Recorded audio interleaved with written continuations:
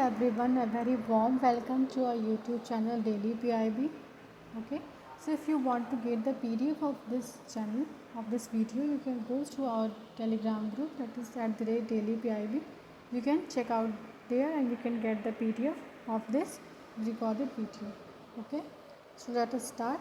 Our first news is Nidhi, and that is National Initiative for Developing and Harnessing Innovations Program. तो ये जो scheme निकाली गई है वो बेसिकली आपकी जो इनोवेशन स्टार्टअप्स हैं हमारे कंट्री में उसको स्ट्रेंथन करने के लिए है। इसको department of science and technology ने लॉन्च किया है, जो कि 2016 में निधि स्कीम जो लॉन्च हुई थी उसका ही एक अम्ब्रेला प्रोग्राम है। ठीक है, इसके कुछ इम्पॉर्टेंट कंपोनेंट्स हैं, जैसे कि ये जो क्या करेगा ना, ये एक सपोर्ट प्रोवाइड करेगा, ठीक है, इनोवेशंस को, स्टार्टअप्स को और स्टार्टअप इंक्यूबेशन को। इंक्यूबेशन का मतलब हुआ जो अभी इनिशियल फेज़ में जो स्टार्टअप्स हैं उसको तैयार करना, यानी कि जो आपकी कंट्री में जो स्टार्टअप इंक्यूबेशन एक इकोसिस्टम है उसको बेसिकली मेंटेन करना। ठीक है, इसमें कुछ प्रोग्राम्स हैं इसके तहत, वो देखते हैं जिसमें कि पहला प्रोग्राम है आपका, वो है निधि प्रयास। ठीक है, प्रयास का फुल फॉर्म है promoting and accelerating young and aspiring innovators and startups. ये क्या करता है बेसिकली, जो प्रूफ ऑफ कॉन्सेप्ट लेवल है, ठीक है, प्रूफ ऑफ कॉन्सेप्ट को आपका कन्वर्ट करता है प्रोटोटाइप्स में। ठीक है, प्रूफ ऑफ कॉन्सेप्ट क्या हुआ,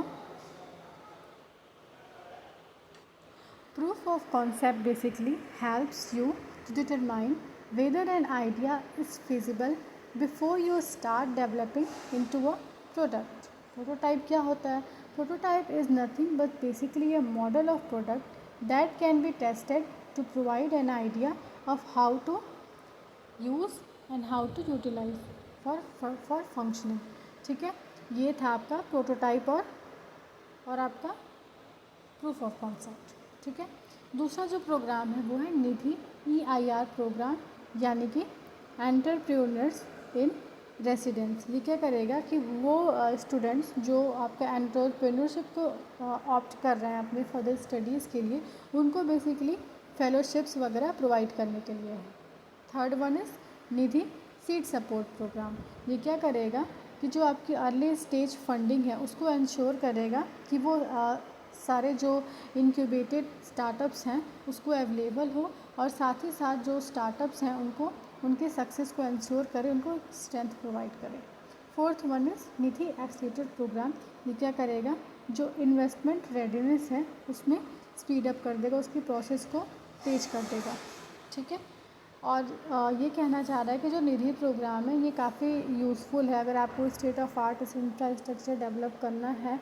जितने भी आपके इंक्यूबेटिंग स्टार्टअप्स हैं उनको बेसिकली टेक्नोलॉजी सेक्टर्स में भी उनकी मदद करना थ्रू TBIS एंड CO, यानी कि technology business incubators and centre of excellence. Next news है drawing up of water bodies.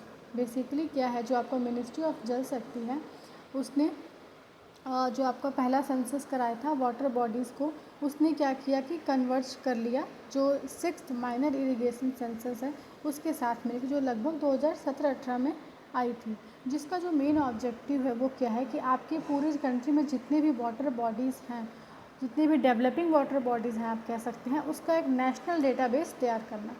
ठीक है, इसमें क्या है कि जो आपका सेंट्रल वाटर जो ग्राउंड बोर्ड है CGWB, ठीक है, इसके अंदर में जो आते हैं ना, तो आपको क्या करना है ना कि इसके जो जितने भी उनकी पीरियोडिकली जो एक निश्चित समय अंतराल पे उनको मॉनिटर करना, जितने भी आपके कंट्री में जो भी ग्राउंड वाटर लेवल हैं उनको देखना। ये सिर्फ एक रीजनल स्केल के साथ साथ एक नेशनल लेवल पे भी, क्योंकि इनका पूरा ना एक नेटवर्क बना दिया जाएगा, मॉनिटरिंग वेल्स का एक पूरा नेटवर्क बनाया जाएगा ताकि वो प्रॉपर जो वाटर बॉडीज़ हैं आपकी कंट्री में उसको मॉनिटर कर सकें। ठीक है, ओके। नेक्स्ट आपका पॉइंट है वो ये कह रहा है कि जितने भी आपके ना जो ग्राउंड वाटर लेवल्स हैं उनका जो फ्लक्चुएशन लेवल है, ठीक है, उसमें काफ़ी जो ग्राउंड वाटर लेवल उसमें काफ़ी फ्लक्चुएशन देखा गया, सॉरी।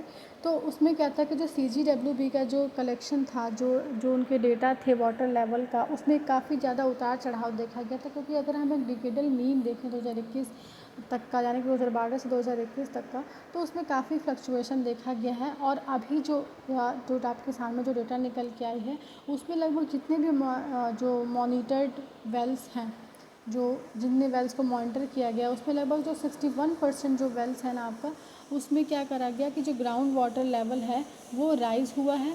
और जो 39% आपके वेल्स हैं, उसमें जो वाटर लेवल है उसमें जो आपका फॉल देखा गया है, ठीक है।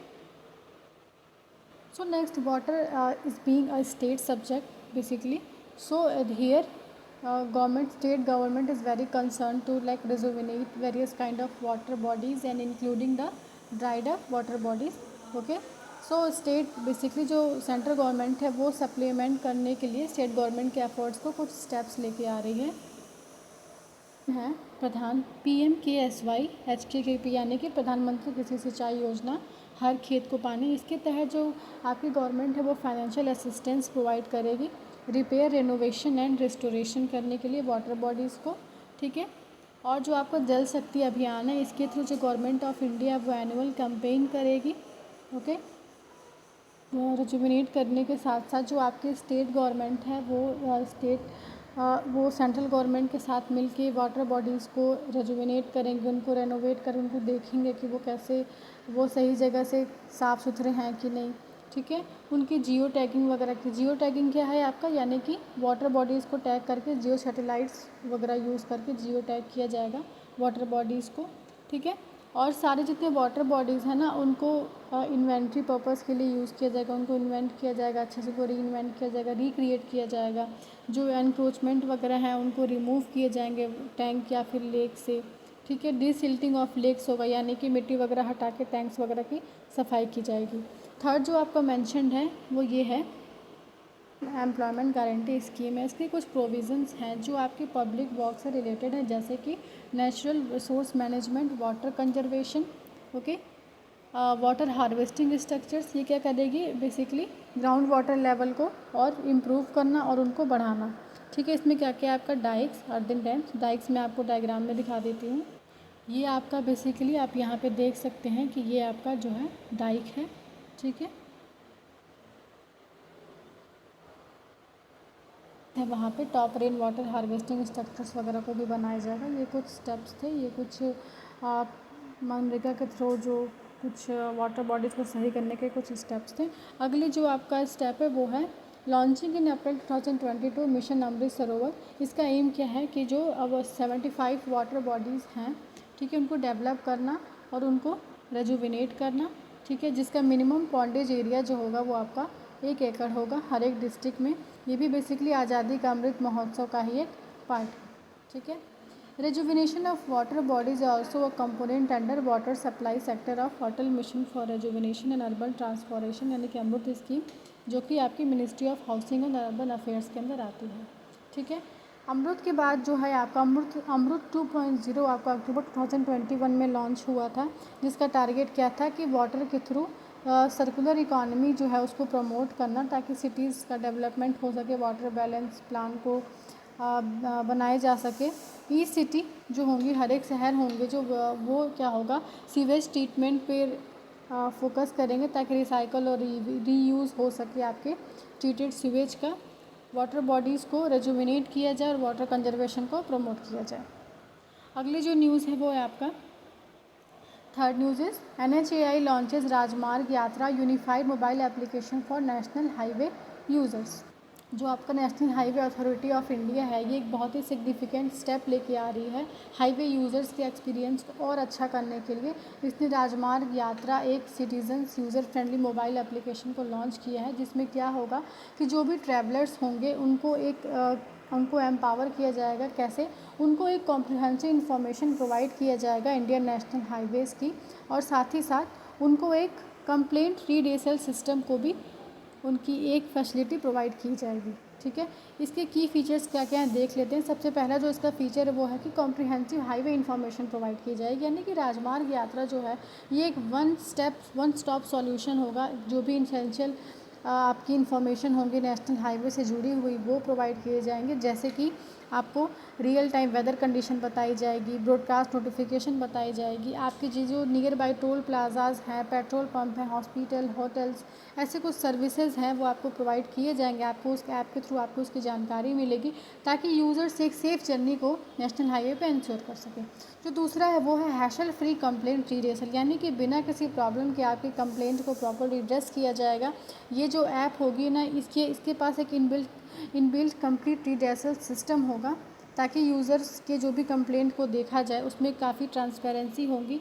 उनकी जो रिपोर्ट होंगी हाईवे रिलेटेड इश्यूज़ के लिए उसको देखा जाएगा, उसमें वो जियो टैग्ड वीडियोज़ को अटैच कर सकेंगे, फ़ोटोज़ अटैच कर सकेंगे ताकि एक बेटर क्लैरिटी मिल सके जो भी उनके कंप्लेंट रिड्रेसल्स मैकेनिज़्म में।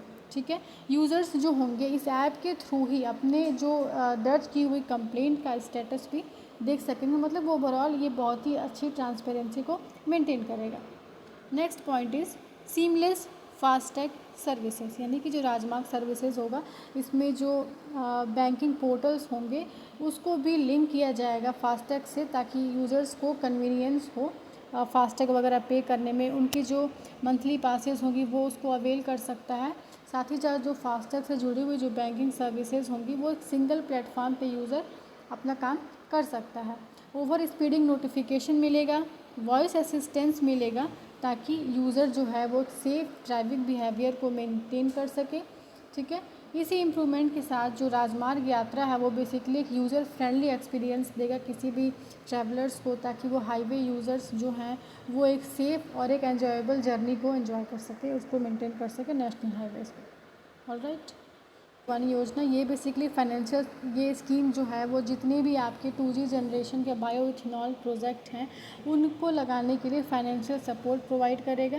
ठीक है, लिखा है using lignocellulosic biomass and other renewable feedstock. Lignocellulosic biomass क्या होता है, यानी कि जो भी प्लांट्स के जो ड्राई मैटर हैं उनको यूज़ करते हो या जो feed stock renewable feed stock है इनकी मदद से जो एथेनॉल प्रोडक्ट जो तैयार किए जाएँ उसी को हम बेसिकली बोलते हैं लिग्नोसेल्यूलोजिक, यानी कि प्लांट्स ड्राई मैटर। अब देखिए क्या होगा, प्रधानमंत्री जीवन योजना है इसमें क्या होगा कि 150 करोड़ का फाइनेंशियल असिस्टेंस प्रोवाइड किए जाएंगे जितने भी कॉमर्शियल प्रोजेक्ट हैं उनके लिए। ठीक है, और 15 करोड़ का जो आपको जो मदद है वो किया जाएगा डेमोन्स्ट्रेशन प्रोजेक्ट के लिए। ठीक है, ताकि लोगों को ज़्यादा से ज़्यादा प्रोजेक्ट को ज़्यादा से ज़्यादा मदद मिल सके। साथ ही साथ रिसर्च एंड डेवलपमेंट को प्रमोट किया जाएगा। ठीक है, एडॉप्शन ऑफ टेक्नोलॉजीज़ को भी अडॉप्ट किया जाएगा, जितनी भी टेक्नोलॉजीज़ है उनको अडॉप्ट किया जाएगा ताकि 2G इथेनॉल को ज़्यादा से ज़्यादा प्रोड्यूस किया जा सके। ठीक है, ओके, इसी स्कीम के तहत जो 880 करोड़ रुपए की मदद को अप्रूव किया गया है, जो भी आपका पब्लिक और private sector oil marketing companies OMCs हैं उसको जो लगभग 6 जो कॉमर्शियल सेकेंड जनरेशन जो 2G बायोइथेनॉल प्रोजेक्ट को लगाने हैं तो लगभग 880 करोड़ की मदद भी प्रोवाइड की गई है इसमें। ठीक है, सिर्फ फाइनेंशियल असिस्टेंस नहीं प्रोवाइड किया, गवर्नमेंट ने कुछ और भी स्टेप्स लिए हैं, जैसे कि जितने भी आपके जो additional excise duty non blended fuels पे लगाई गई है उसको मतलब इम्पोज कर दिया गया है कि कुछ एडिशनल एक्साइज ड्यूटी जितने भी नॉन ब्लेंडेड फ्यूल्स हैं उनके ऊपर। ठीक है, ऑफ टेक एश्योरेंस प्रोवाइड किया गया है जो OMCs हैं फॉर द 15 ईयर्स। जो प्राइवेट स्टेक होल्डर्स हैं उनको बाय साइनिंग EP यानी कि इथेनॉल परचेज एग्रीमेंट को साइन करते हुए 15 साल के लिए उनको ऑफ टेक एश्योरेंस प्रोवाइड किया गया। Diversification of feed stock for 2G ethanol production. ठीक है, separate price for 2G ethanol, lower GST rate to 5%, GST को 5% कम कर दिया गया है। ठीक है, on ethanol for EBP programme. आप कमेंट सेक्शन में मुझे EBP की फुल फॉर्म टाइप करके बताएंगे। ठीक है, अगली जो न्यूज़ है वो है आपका सिटीज़ 2.0। सिटीज़ 2.0 की फुल फॉर्म है city investment to innovate integrate and sustain 2.0। जो सिटीज़ 2.0 है ये basically ministry of housing and urban affairs के द्वारा लॉन्च की गई थी। ये आपका पार्टनरशिप की गई थी चार कंपनियां आपकी उनके साथ, जैसे कि फ्रेंच डेवलपमेंट एजेंसी हो गई, क्रीडेंस स्टांटल्फर विडर्फ बाउ के साथ, ये एक जर्मन कंपनी है, यूरोपियन यूनियन के साथ, national institute of urban affairs के साथ। ठीक है, ये जो प्रोग्राम है वो लगभग 4 साल का होगा। ठीक है, इसके 3 मेजर कंपोनेंट्स हैं। पहला जो कंपोनेंट है वो ये कह रहा है कि जो भी आपके करने के लिए आपको financial and technical support provide किया जाएगा। कुल 18 जो स्मार्ट सिटीज़ हैं उनके लिए, जिसका फोकस क्या होगा, इंटीग्रेटेड वेस्ट मैनेजमेंट को लेके। ठीक है, ये आपको की पॉइंट याद रखना जो हाईलाइटेड है। कंपोनेंट 2 है वो क्या कहता है, क्लाइमेट एक्शन को बेसिकली, यहाँ पे क्लाइमेट एक्शन की बात की जा रही है कि जितने भी स्टेट यूटीज़ हैं उनको सपोर्ट किया जाएगा क्लाइमेट एक्शन के लिए। Third component is interventions at national level to support scale up across cities and town. Okay, यानी कि national project management unit based जो होगा national institute at of urban affairs, ये एक रेगुलर विजिट करेगा project site पे ताकि peer to peer learning को इंश्योर कर सके, सपोर्ट प्रोवाइड करेगा, जो भी ज़रूरत लगेगी जितनी सपोर्ट की वो प्रोवाइड करेगा ताकि ये इंश्योर कर सके कि जो इस प्रोग्राम की प्रॉपर इफेक्टिव इम्प्लीमेंटेशन हुई है कि नहीं। ओके, के तहत जितने भी प्रोजेक्ट होंगे उसमें एक प्रॉपर डोमेस्टिक एक्सपर्ट होगा, साथ ही साथ एक इंटरनेशनल मेंटोर होगा ताकि वो एक डिटेल ऑन साइट गाइडेंस दे सके इस प्रोजेक्ट की इम्प्लीमेंटेशन के लिए। ओके, हाँ, बाकी कुछ खास नहीं है, पीरियोडिक रिव्यूज़ वगैरह कंडक्ट कराया गया गवर्नमेंट के थ्रू, यही था। 6 जो आपका न्यूज़ है वो काफ़ी ज़्यादा इंपॉर्टेंट है, आप इसको प्लीज़ ध्यान से सुनिएगा। ये है offshore area mineral development and regulation amendment bill 2023। ये बेसिकली 2002 में आया था, but it came into force in 2010 only. ठीक है, till that time there is no any mining activity have been undertaken, मतलब उस समय से कोई माइनिंग जो एक्टिविटीज़ है माइनिंग वो कोई हुई ही नहीं हमारे कंट्री में। इसलिए जो सेंट्रल गवर्नमेंट है उसने कुछ अमेंडमेंट बिल को प्रपोज कर रहा है ताकि कुछ सेवरल रिफॉर्म्स ला सके ऑफशोर माइनिंग सेक्टर के लिए। ठीक है, हम देख सकते हैं कि जो आपका हमारा इंडिया का जो बॉर्डर है ना वो काफ़ी ज़्यादा, हम देख सकते हैं कि ये जो हमारा प्यारा भारत है, यहाँ आप देख सकते हैं कि इंडिया के जो तीनों तरफ से है, इंडिया समुद्र से घिरा हुआ है, तो इंडिया का एक यूनिक मैरीटाइम पोजीशन है अपने आप में। तो ये क्या कहता है कि इंडिया के जो एक्सक्लूसिव इकोनॉमिक जोन है उसमें लगभग 2 मिलियन स्क्वायर किलोमीटर का वो एक एरिया कवर करता है, जो काफ़ी इम्पॉर्टेंट है, एक रिकवरेबल रिसोर्सेज है। ठीक है ना, तो ये बेसिकली कह रहा है कि इतने इंपॉर्टेंट, इतने सिग्निफिकेंट फीचर्स होने के बाद भी हमारे कंट्री में जो है वो कोई माइनिंग एक्टिविटी नहीं हो रही है। बेसिकली ऑफशोर माइनिंग क्या होती है कि जो समुद्र, जो हमारे ज़मीन से किनारे के एरिया यानी कि जो समुद्र वगैरह है वहाँ पे माइनिंग करना, इसे ही हम ऑफशोर माइनिंग कहते हैं। ठीक है, तो अब इसके फीचर्स को देखते हैं। इसका जो पहला फीचर है वो ये कह रहा है कि as India aims to become a high growth economy it needs to harness its maritime resources to its optimum capacity. In order to harness the full potential of these maritime resources, it is imperative to encourage the participation of the public and private sector. Basically, इस जो आपका ये amendment bill है इसके तहत क्या है कि इंडिया के पास इतना अच्छा मैरीटाइम रिसोर्सेज होने के बाद भी इंडिया अभी तक कुछ स्टेप्स नहीं लिया है। तो इंडिया का जो एम है हाई ग्रोथ इकॉनमी को मेंटेन करना, तो उसके लिए ये चाहिए कि जो पब्लिक एंड प्राइवेट सेक्टर है उसके पार्टिसिपेशन को ज़्यादा से ज़्यादा इनकरेज करना ताकि ये अपने मैक्सिमम फुल पोटेंशियल को जो इसके मैरीटाइम रिसोर्सेज में उसको अचीव कर सके। ठीक है, जो प्राइवेट सेक्टर हैं वो इसमें जो नेसेसरी जो चेंजेस ला सकते हैं, क्योंकि जो एक्सपर्टीज़ हैं, टेक्नोलॉजी हैं, ये इनके पास ज़्यादा है ताकि वो माइन और मिनरल रिसोर्सेज को एक्सप्लोर कर सके जो आपके प्रेजेंटली आपके एक्सक्लूसिव इकोनॉमिक जोन में है। ठीक है, चलिए इन फीचर्स को देखते हैं इस अमेंडमेंट बिल में क्या क्या। इसमें क्या है, बेसिकली 2 तरह के आपके ऑपरेशनल राइट्स ग्रांट किए जाएंगे। ठीक है, इसमें जो होगा वो प्राइवेट जो आपका सेक्टर होगा इसकी जो ऑक्शन होगी वो कॉम्पिटिटिव बीडिंग के थ्रू होगी, यानी कि ऑक्शंस होंगे और जो ज़्यादा अच्छा होगा उसके थ्रू ऑक्शंस किए जाएंगे। ये 2 तरीके से होगी, जैसे कि आपका एक होगा प्रोडक्शन लीज और एक होगा कंपोजिट लाइसेंस। ठीक है, प्रोडक्शन लीज यानी कि आपका जो भी आपके लीज, जो भी आपके एक्सप्लोरेशन के लिए जो होगा वो उसको 50 सालों के लिए प्रोडक्शन के लिए लीज पे दिया जाएगा। और कंपोजिट लाइसेंस क्या होगा कि ये क्या होगा कि राइट्स प्रोवाइड किए जाएंगे एक्सप्लोरेशन के लिए और साथ ही साथ प्रोडक्शन के लिए कंबाइन लाइसेंस, कंबाइन आपको दोनों चीज़ों के लिए कंबाइंड लाइसेंस प्रोवाइड किया जाएगा। ठीक है, होप दिस इज़ क्लियर। इसके अलावा ये कह रहा है कि जो ऑपरेशनल राइट होंगे to be granted to PSUs in the mineral bearing areas reserved by the central government only. Okay, बस 1 मिनट। ताकि जो एटॉमिक मिनरल्स होंगे, ठीक है, इसके लिए जो ऑपरेटिंग राइट्स होंगे ये केवल PSUs को ही दिए जाएंगे।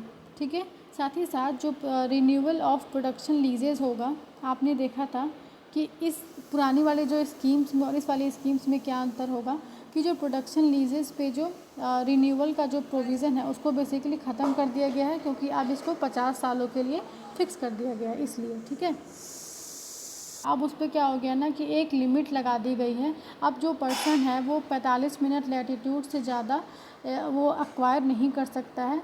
45 जो मिनट लैटीट्यूड की जो डिग्री होगी उससे ज़्यादा वो अक्वायर नहीं कर सकता है। ओके, कह रहा है कि एक जो फंड्स है उनकी अवेलेबिलिटी को इंश्योर करने के लिए, ताकि जो आपका एक्सप्लोरेशन में, ताकि जो आपका ऑफशोर माइनिंग में जो एडवर्स इम्पैक्ट होगा उसको मिटिगेट करने के लिए फ़ंड्स वगैरह दिए जाएंगे। ठीक है, और यहाँ तक कि एक और प्रोविज़न बनाया जाएगा ताकि एक non lapsable offshore area mineral trust का को बनाया जाएगा, जिसके तहत क्या होगा फंडिंग वगैरह प्रोवाइड किए जाएंगी and that will be through public account of India. ये पॉइंट आपको याद रखना है। ठीक है, इसके अलावा जो प्रोडक्शन ऑफ मिनरल्स होंगे उस पर एक एडिशनल लेवाई लगाया जाएगा, एक एडिशनल लेवी जो होगा वो आपको लगाया जाएगा। ये भी इसी के थ्रू होगा जो वो फंडिंग की जाएगी। ठीक है, ध्यान रखना है जो आप रॉयल्टी वगैरह जो कलेक्ट किया जाएगा वो जो रॉयल्टी होगी उसके 1/3 से ज़्यादा जो आपकी एडिशनल लेवाई होगी, अब वो ज़्यादा 1/3 से ज़्यादा नहीं होगी। सपोज़ आपने जो रॉयल्टी है वो X आपने मान लीजिए कलेक्ट किया, तो इसके जो आपकी लेवी होगी ना ये 1/3 से ज़्यादा एक्सीड नहीं करेगी। ठीक है ना। ईज़ ऑफ डूइंग बिजनेस को प्रमोट करने के लिए आपको ईजी प्रोविज़न बनाया जाएगा, has been made for easy transfer आपका किया जा सके, ताकि कंपोजिट लाइसेंस का या फिर प्रोडक्शन लीज का। इसके अलावा स्टार्ट किया जाएगा, टाइमली स्टार्ट हो सके प्रोडक्शन का, जो लीजेस है जो टाइमली स्टार्ट करने के लिए प्रोडक्शन का बिल जो क्या होगा ना टाइमलाइन को इंट्रोड्यूस करेगा, ताकि जितने भी प्रोडक्शन है उसको स्टार्ट करने से पहले और प्रोडक्शन को जब डिस्पैच कर दिया जाए, ताकि जब प्रोडक्शन लीज पे एग्जीक्यूट हो जाए। तो बेसिकली यहाँ पे टाइमलाइन को इंट्रोड्यूस करने की बात की जा रही है। ठीक है, 10th पॉइंट कह रहा है कि जो royalty auction premium and other revenues from the production of minerals from offshore areas shall accrue to the government of India. Basically जो भी रॉयल्टी ऑक्शन प्रीमियम और दूसरे रेवेन्यू होंगे प्रोडक्शन ऑफ मिनरल्स के थ्रू जो मिलेंगे वो गवर्नमेंट ऑफ इंडिया को प्राप्त होंगे। ठीक है, 7th और ये हमारी आज की आखिरी न्यूज़ है। अगर आपको PDF चाहिए तो आप हमारे टेलीग्राम लिंक @daily_PIB पे फ्री ऑफ कॉस्ट ले सकते हैं। हाँ, ऑलराइट। सोशल फॉरेस्ट्री जो स्कीम है ये बेसिकली जो स्कीम है वो environment, forest and climate change की जो मिनिस्ट्री है उसके द्वारा लॉन्च की गई है।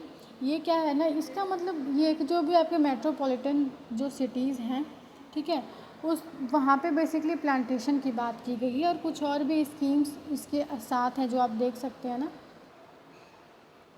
इसके अलावा कुछ और भी एडिशनल स्टेप्स लिए गए हैं गवर्नमेंट के द्वारा, ताकि वो प्रोटेक्शन कर सके और डेवलप कर सके फॉरेस्ट एरियाज़ को।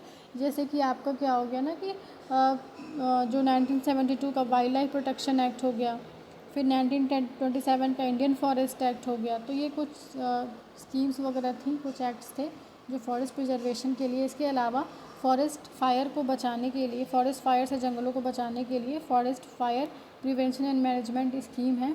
इसके तहत जो गवर्नमेंट है, मिनिस्ट्री है, वो आपको फाइनेंशियल एड प्रोवाइड करेगी ताकि जंगलों को फॉरेस्ट फायर से बचाया जा सके।